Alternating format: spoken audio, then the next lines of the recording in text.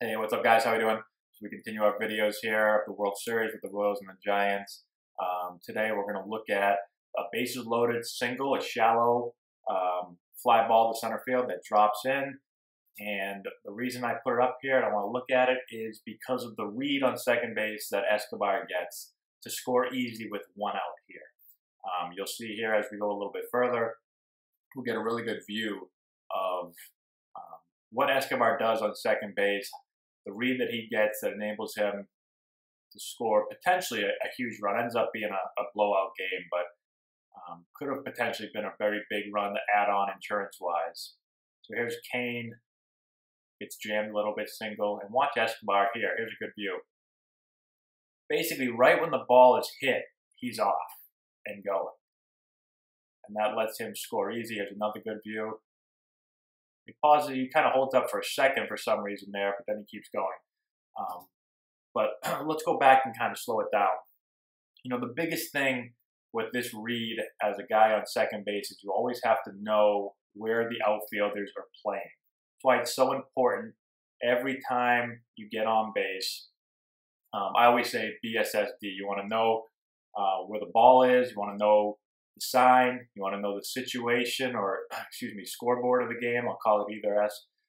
And then you've got to know where the defense is at all times. When you're on second base, you want to know where the outfielders are positioning, so you know on balls like this if you can score, or if you should tag or go halfway, or whatever it may be, whatever the situation calls for. You want to know where all the outfielders are.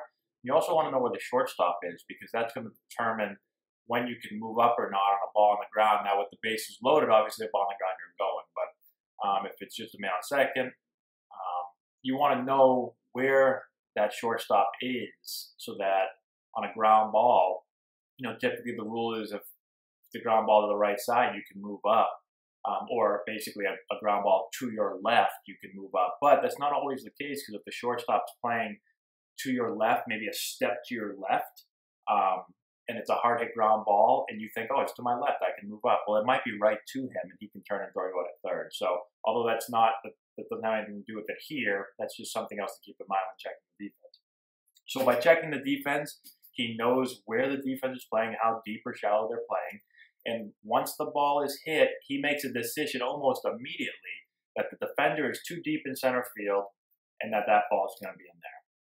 And he takes off and he scores. Now, if he hesitates, if he starts to maybe work back to the bag, or even just kind of hang out there and wait for it to fall, he only moves up one base.